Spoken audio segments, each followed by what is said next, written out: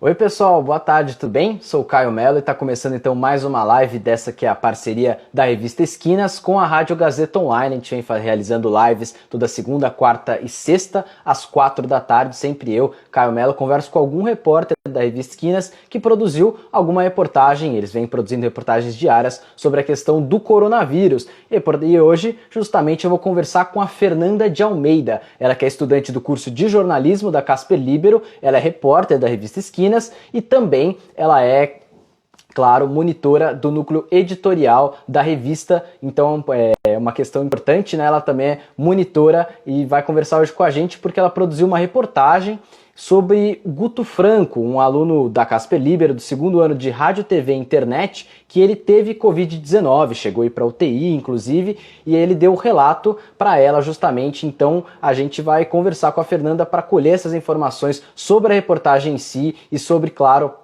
como que foi o processo de produção da reportagem, enfim, e vai saber mais sobre o assunto, vai saber mais então como foi esse processo da reportagem. Eu vou chamando a Fernanda por aqui, mas é claro, é importante que vocês saibam que vocês também podem participar dessa live, claro, interagindo, mandando sua pergunta, mandando seu questionamento, enfim, a gente vai fazer, sempre realiza esses debates de certa forma, e a sua participação é sempre muito bem-vinda, muito válida, sempre o pessoal manda bastante pergunta, enfim, interage, então você fique completamente à vontade de participar também, interagir conosco, mandar o seu questionamento, enfim. Eu vou chamando a Fernanda enquanto isso, né? Mas é claro, vocês já podem falando justamente com. Já podem mandando as suas dúvidas, enfim. Que a gente vai conversar desse tema que foi super importante, sucesso, enfim. Eu vou chamando a Fernanda enquanto isso. A Fernanda, inclusive, já está por aqui. Oi, Fernanda, tá escutando? Ela acabou saindo aqui. Inclusive, acho que ela vai mudar para o perfil da revista Esquinas, mas tudo bem. Mas, gente, então, reforçando mais uma vez, você pode participar, claro, dessa live com a gente.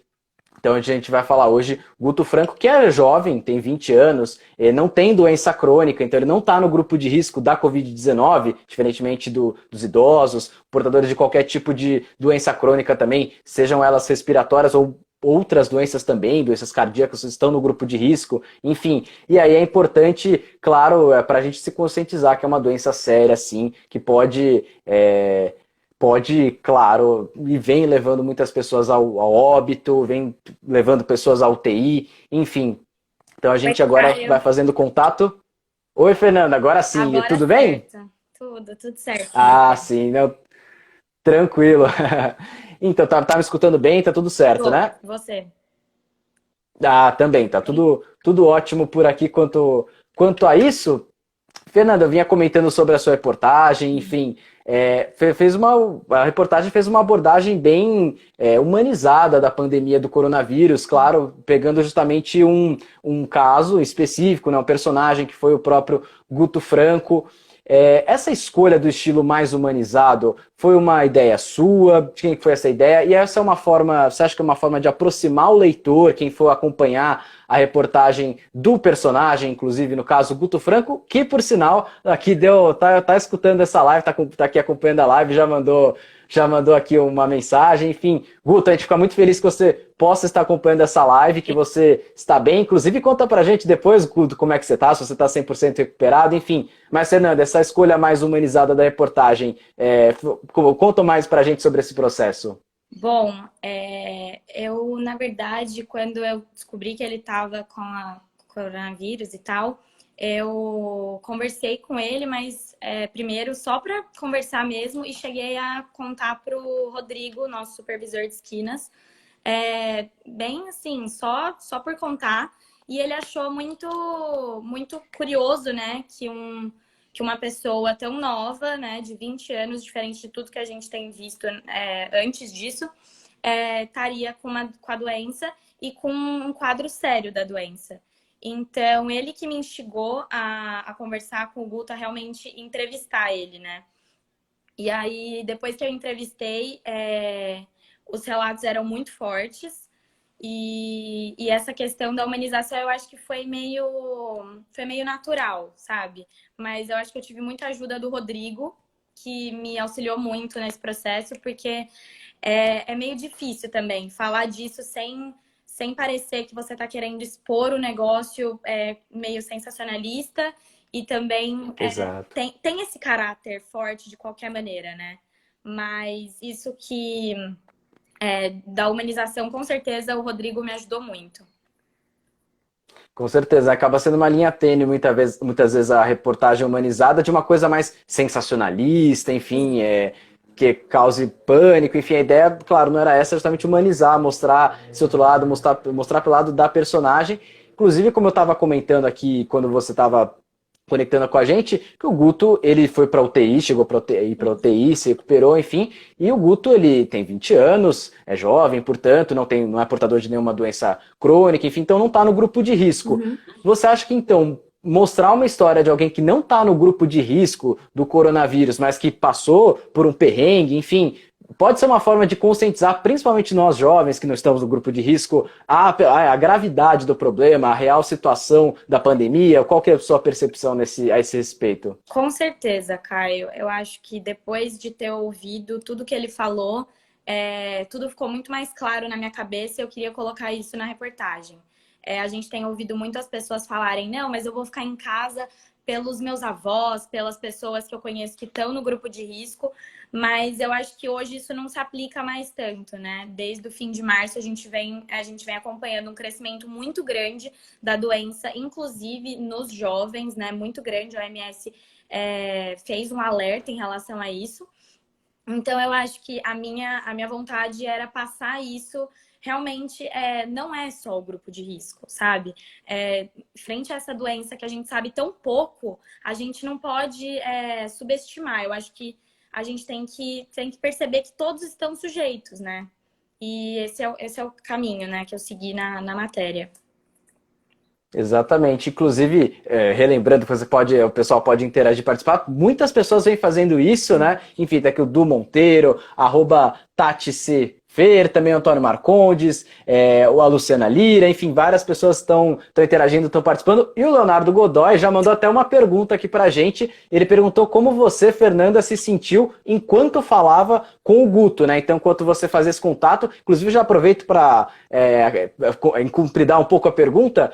Como que você fez essa comunicação com o Guto, né, por meio remoto? Foi pelo celular? Enfim, como é que foi falar com ele? De alguma forma isso prejudicou, tentar colher esse relato tão pessoal, tão intimista, de certa forma, né? Por meios remotos, prejudicou de alguma forma? Como que foi esse processo, Fernanda? Bom, a gente conversou basicamente por WhatsApp, um pouco por Instagram também, porque eu já conhecia um pouco ele da Casper antes, então isso ajudou bastante, né?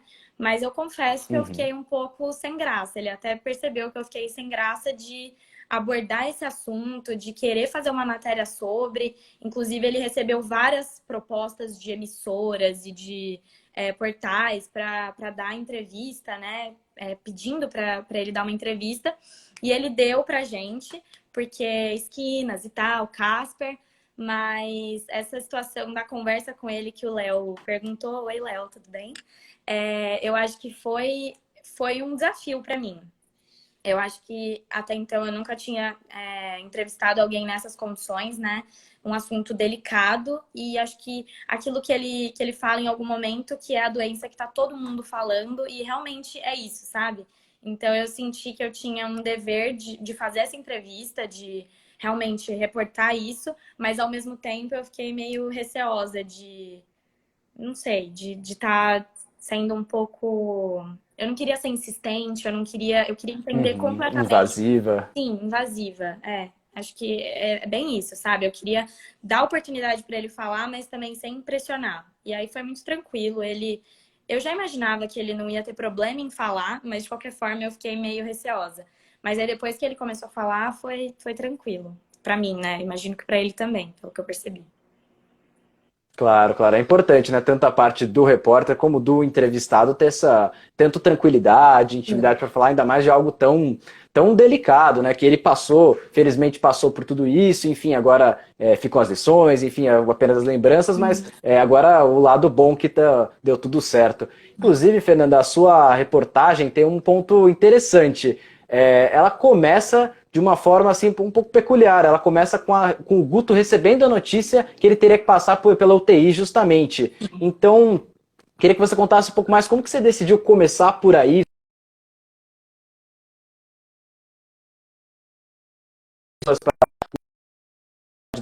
Enfim, como é que foi essa decisão? Você tá me ouvindo bem? Tem uma travadinha? Deu, mas agora tá Sim, tudo bem. sim. Então, Ah, tá. essa escolha do início do texto foi uma escolha do Rodrigo, que eu acho que ajudou muito, né? Então, eu sou editora de Esquinas, né, junto com o Júnior Monte, mas aí quando a gente escreve, ele edita a gente, né? E aí ele me editou e ele foi apontando os melhores caminhos para o meu texto, que eu tenho certeza que não podia ter sido melhor, né? Então, essa escolha dele de puxar essa parte que estava lá no meio para cima, eu acho que foi importante porque, principalmente no digital, a gente tem essa cobrança de trazer o leitor, né? Então, a gente tinha que puxar o leitor e eu acho que com esse começo não ficou nem aquela coisa de sensacionalismo e de querer falar uma coisa assim. E nem, eu acho que ficou sedutor, mas sem apelar também.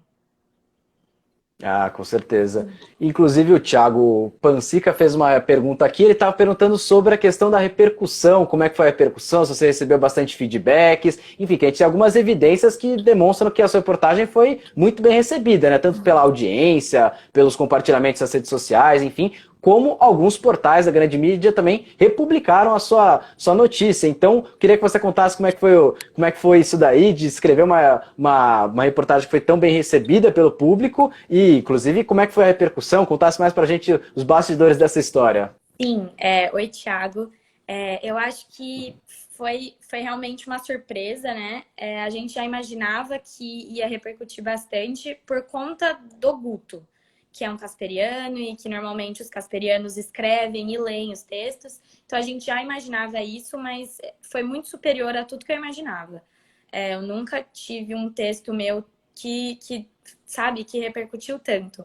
Então, a gente teve quase 200 compartilhamentos no Facebook, que é uma coisa muito, muito grande pra gente mesmo.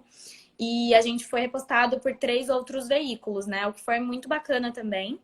E, e é isso, né? É muito legal você ver seu trabalho ganhando, tomando forma mesmo, porque a gente tem agora um grupo no WhatsApp de muita gente que está escrevendo com a gente e tal, e a gente faz questão de colocar isso para as pessoas verem, né? Porque não adianta a gente escrever boas matérias e não ter compartilhamento. Então, nesse sentido, eu acho que essa matéria, ela foi muito bem recebida, né? E eu imagino que seja mesmo por essa questão de ser não uma novidade, mas uma coisa tão diferente, né? Então, poxa, tá todo mundo falando que é uma gripezinha, tá todo mundo falando que é uma doença que só atinge pessoas do grupo de risco, idosos e tal. E aí, de repente, uma pessoa com a minha idade, com a nossa idade, vai para UTI e acaba tendo uma experiência super séria com isso, né? Então, eu acho que por isso a gente conseguiu tanta repercussão assim. Realmente, gente como a gente que está lá na Casper Liber, enfim, estudando, com o mesmo, mais ou menos nível parecido de saúde, né? E de repente, então, acometido por um problema que poderia ser a gente, enfim, poderia ser alguém que a gente conhece, né? Por esse e vários outros motivos, é uma pandemia tão séria, realmente. E aí você comentou do grupo, que tem um grupo do WhatsApp, por exemplo, dos voluntários e também do pessoal da revista Esquinas, que estão nessa parte da produção, na linha de frente dessa produção diária. Você acha que você publicou a sua reportagem, mas foi no dia 1º de abril, se eu não estou enganado, né? E aí foi um pouquinho depois só que começou esse esquema da produção diária da revista. Você acha que de alguma forma, não só o sucesso da sua reportagem, mas também a temática, enfim, pode ter inspirado o pessoal a querer participar da revista, a querer produzir a sua própria reportagem também? Eu acho que sim, eu acho que fazia pouco tempo que a gente tinha começado com esse projeto das matérias diárias e tal.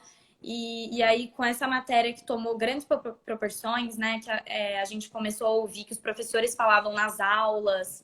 Então, que os professores acharam muito legal o projeto e leram a matéria, estavam compartilhando e curtindo, a gente estava acompanhando isso. Nas minhas aulas, inclusive, eles falaram, a gente recebeu de monitores antigos falando que os professores deles do quarto ano também estavam falando sobre.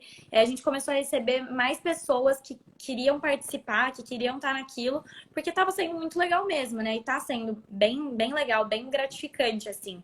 É uma experiência que eu acho importante, porque em esquinas, normalmente, a gente não tem essa experiência da pauta quente, né? Do hard news, da notícia de todo dia e tal. Então, é um negócio que está agregando muito, tanto para a gente do núcleo, né, no dia a dia da edição das matérias, na correria e tal, quanto para os próprios repórteres, que estão tendo bastante liberdade para escolher suas pautas, para publicar. A gente está, às vezes, tendo até mais de uma publicação por dia. Então, a gente está tentando crescer bastante. Acho que isso ajudou bastante, né? Essa repercussão da matéria ajudou bastante as pessoas a verem o trabalho e quererem participar. Realmente, né, uma medida que foi muito bem acertada da parte de vocês, dessa produção diária, de levar informação de qualidade sobre várias óticas da pandemia, enfim, realmente a gente acompanha, só acessar o site, por exemplo, tem reportagem de diversos assuntos que tocam o coronavírus, isso é realmente muito legal. E aí você comentou até que antes a Esquinas tinha uma produção menos quente, né, por conta de ser uma revista que não tem essa produção diária, enfim, e aí muda completamente esse esquema quando entra as notícias diárias, as pautas mais quentes, enfim. Para você que já era monitora, já fazia parte do núcleo, enfim, como é que foi essa mudança? Como é que ficaram as suas atribuições? Elas estão muito diferentes agora? Sua rotina está diferente? Queria que você contasse até essa parte da produção enquanto monitora, além de repórter da Esquinas, então monitora da Esquinas também. Sim. Com certeza a gente teve agora uma mudança brusca, né? Os trabalhos estão muito mais intensos. Antes, eu como editora, tal, a gente conversa com os alunos, a gente tem a revista semestral, mas é um negócio que fica meio espaçado na semana, na rotina. Então, agora a gente tem o contato 24 horas por dia com os repórteres. É um negócio assim, em qualquer momento eles chamam a gente ajuda, tanto no grupo quanto no privado, se preferirem. E a gente todos os dias recebe e-mail de pessoas querendo entrar. E aí a gente tem uma tabela, né, de pautas. Então, assim, a gente já estava com a tabela preenchida até, tipo, meio de maio, sabe, de pautas. Então, tá sendo... E aí a gente falou, então tá, então vamos começar a fazer 2 matérias por dia, né? E aí, mais ainda, essa rotina meio mais insana do que a gente estava acostumado, porque nós somos em 4, além do Rodrigo, né, que é o nosso supervisor de esquinas. Mas tá muito gostoso, né? Eu acho que é um aprendizado para todo mundo, além de uma coisa que você vê o resultado muito rápido. Então é muito bom e dá esse ânimo, né? De continuar e de fazer ficar melhor. Exatamente, né? Então agora vocês passaram de produções diárias antes uma, agora todos os dias já são 2, ou mais ou menos tá numa parte de transição? Tá meio numa transição. Como a gente tá recebendo muitas matérias, a gente tá sentindo, né? Então, as matérias que tem, talvez, que serem postadas logo, a gente edita e solta. Mas, em tese, uma por dia, né? Mas aí, quando a gente recebe outras, que é bom também que a gente consegue encaixar caso uma pauta caia, assim, de repente, a gente encaixa ou então posta 2. Teve alguns dias que a gente conseguiu publicar 2, né? Mas, por enquanto, uma por dia. Exato, até porque essa questão da pauta cair, imprevistos acho que sempre acontecem, Sim. né? Mas pelo que a gente tem podido perceber, creio que esses imprevistos nunca atrapalharam de uma forma muito forte a produção de vocês, né? Não, ainda bem que a gente está conseguindo manter esse fluxo e, inclusive, aumentar o fluxo, né? O que está sendo bem bacana. Creio que a gente, com certeza, a gente não vai quebrar esse fluxo agora, porque a demanda tá bem grande, né? As pessoas estão querendo fazer e estão fazendo rápido. O que é a proposta mesmo, né? Do projeto, e tá dando muito certo. Tô bem feliz. Exato. Isso evidencia duas coisas. O primeiro, que tem muito assunto para ser tratado, muito assunto para falar no meio dessa pandemia, e outro, que justamente os alunos receberam muito bem essa questão de poder trabalhar na revista, produzir uma reportagem, enfim, que o produzir uma por dia já é muita coisa, em especial nessa em meio remoto, enfim, né, com tantos imprevistos, com tantas peculiaridades nesse momento, e ainda assim o pessoal querendo participar, enfim, desse fluxo aumentando ainda mais. Eu acho que isso, eu não sei como é que vocês estão sentindo isso, mas eu acho que é um sinal de grande sucesso nesse sentido jornalístico, né, Fernanda? Sim, com certeza. E eu ficava me perguntando, tipo, nossa, no começo do primeiro ano, né, que o pessoal tá mais animado para produzir e tal, então agora vai dar uma esfriada, e ainda bem que a gente conseguiu fazer esse projeto, que aí eles conseguem canalizar todo o esforço deles no primeiro ano para realmente trabalhar e fazer, e terem suas matérias publicadas, né? O que é muito importante para o jornalismo também. Sem dúvidas. E aqui eu vou aproveitar um espaço aqui para agradecer as interações. Não consegui anotar todo mundo, inclusive, tem bastante gente participando, mas enfim, agradeço, por exemplo, Rodrigo Freire, a Luísa Miranda, a Luísa Vilas Boas, mandaram mensagem, tantos outros que têm mandado aí interagido conosco, e tá realmente bem legal. Então entra até essa questão que as lives também têm sido muito bem recebidas pelo público. A gente só tem a agradecer no sentido de que o público tem recebido bem, as conversas estão sendo muito produtivas, né? Enfim, também foi uma ideia excelente dessa parceria da Esquinas com a rádio. Fernanda, muito obrigado então pela nossa conversa, pelo nosso papo. Acho que a gente conseguiu abranger os principais pontos, né? Você gostaria de falar mais alguma coisa? Enfim, como é que tá em relação a isso? Não, eu acho que foi ótimo, acho que é bem isso. Acho que consegui colocar tanto a questão da matéria quanto do projeto, né? E que a gente está aberto também. Quem quiser participar, estamos aí todos os dias. Com certeza. Fica aqui o convite para participar. Você que, por exemplo, é aluno casperiano, vários casperianos acompanhando essa live, por exemplo, né? Um abraço especial para vocês. Enfim, vocês podem participar da revista Esquinas também dessa forma, com os trabalhos remotos. Enfim, pode falar com a Fernanda, as demais pessoas da revista Esquinas.